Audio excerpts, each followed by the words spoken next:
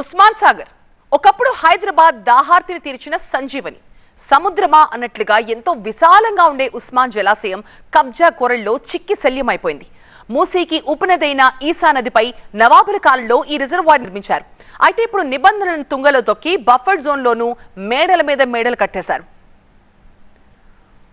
ఒకప్పుడు నిండు కుండలా కళకళలాడిన ఉస్మాన్ సాగర్ ఇప్పుడు కాలుష్య కాసారంగా మారిపోయింది. బఫర్ జోన్లో ఇష్టారాజ్యంగా బహుళ అంతస్తుల భవనాలు, ఫామ్ హౌస్లను నిర్మించుకున్నారు. అడ్డుకునే వాళ్లు లేరు, ఆపేవాళ్లు అస్సలుకే లేరు. తాము ఆడిందే ఆట పాడిందే పాట అన్నట్లుగా ఉస్మాన్ సాగర్ భూములు యథేచ్ఛగా ఆక్రమించేశారు. ఫలితం మహానగరికి తాగునీటిని అందించిన ఉస్మాన్ సాగర్ ఇప్పుడు జీవోత్సవంలా మారిపోయింది. బఫర్ జోన్లో విల్లాలు, ఫామ్ హౌజులు ఎవరు కొన్నారు, ఏ బేసిస్ మీద పర్మిషన్ ఇచ్చారు? గండిపేట కబ్జాల రహస్యాలపై హైడ్రా ఇప్పుడు సీరియస్ గా ఫోకస్ పెట్టింది. ఉస్మాన్ సాగర్ నుంచి TV nine senior correspondent Lakshmikant exclusive ground report ఇప్పుడు ఇస్తారు.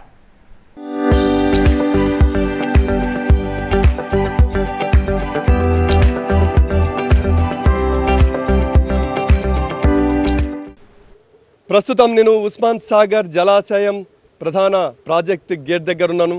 ఇక్కడ ఉస్మాన్ సాగర్ పరిస్థితి ఒకసారి చూసుకుంటే, ఉస్మాన్ సాగర్ మొత్తం హైదరాబాద్ నగరానికి, సికింద్రాబాద్ నగరానికి తాగునీటి అవసరాలు తీర్చినటువంటి గొప్ప ప్రాజెక్ట్ ఇది.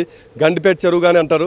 అయితే ఒకసారి చూడొచ్చు, ఉస్మాన్ సాగర్ మొత్తం కూడా దాదాపు 5.4 టీఎంసీల కెపాసిటీ ఉన్న ఉస్మాన్ సాగర్ ప్రస్తుతం ఆ పరిస్థితి లేదు.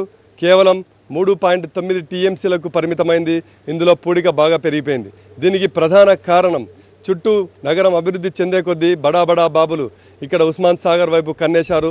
ఉస్మాన్ సాగర్ చుట్టూ ప్రాంతాల్లో మొత్తం కూడా కబ్జా చేసి అక్కడ నిర్మాణాలు చేపడుతున్నారు.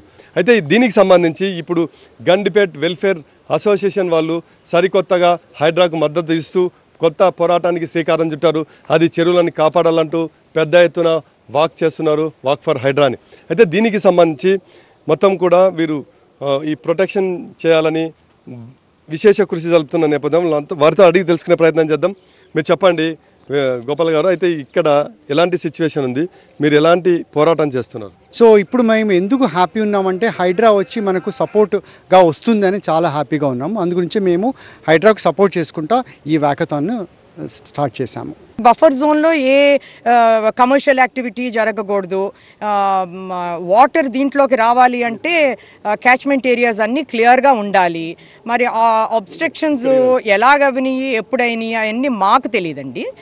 దాని గురించి మాకు అసలు ఏమి అవగాహన కూడా లేదు దాని గురించి. అదంతా గవర్నమెంట్ చూసుకుంటుంది.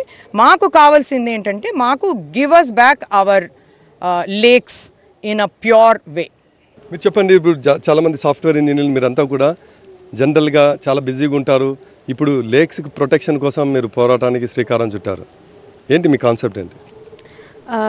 కాన్సెప్ట్ వచ్చేసి ఇట్స్ జస్ట్ దట్ మాకు క్లీన్ వాటర్ కావాలి. మనము హిస్టారిక్గా చూసినా కానీ ఒకప్పుడు మా చిన్నప్పుడు కూడా హైదరాబాద్లో లేక్స్ కొంచెం ఎక్కువగా ఉండేది వాటర్ అనేది. బట్ ఈరోజు చూసేసరికి చాలా తగ్గిపోయింది, లేక్ ఏరియా తగ్గిపోయింది. అండ్ ఉన్న నీరు కూడా చాలా కాలుష్యంతో, పొల్యూషన్తో బాగా నీళ్ళ క్వాలిటీ తగ్గిపోయింది. If we see studies done in Hyderabad గత 44 సంవత్సరాల్లో ఒక 61% తగ్గిపోయింది మన టోటల్ వాటర్ బాడీ ఏరియా వచ్చేసి హైదరాబాద్లో. సో మన మంచినీళ్లను వచ్చే తరాల కోసం కాపాడే సమయం వచ్చేసింది. అందుకే ఈ హైడ్రా ఇనిషియేటివ్ అనేది మేము జస్ట్ ఒక ఫస్ట్ స్టెప్గా చూస్తున్నాం. దాన్ని మన లేక్స్ని క్లీన్ చేయడంలో, మన ఎన్వైర్న్మెంట్ని క్లీన్గా పెట్టడంలో. అదే మాదాపూర్లో ఉందా, అదేంది తుమ్మిడి చెరువు ఉంది కదా, ఆ చెరువులో water, Madhapur hitech city water అంతా ఆ చెరువులోకి పోయేది. ఇప్పుడు ఏమైంది, చుట్టూ నిర్మాణాలు వచ్చేసరికి ఆ వాటర్ అందులోకి పోకుండా అయిపోయి ఏమైంది, రోడ్ల మీదకి వర్షాలు పడితే రోడ్ల మీదకి వాటర్ వచ్చేసి రన్వేల్ లాగా తయారవుతున్నాయి. 3 సెంటీమీటర్ల వర్షం పడితే 30 సెంటీమీటర్ల వర్షం లాగా రోడ్లు తయారైపోతున్నాయండి.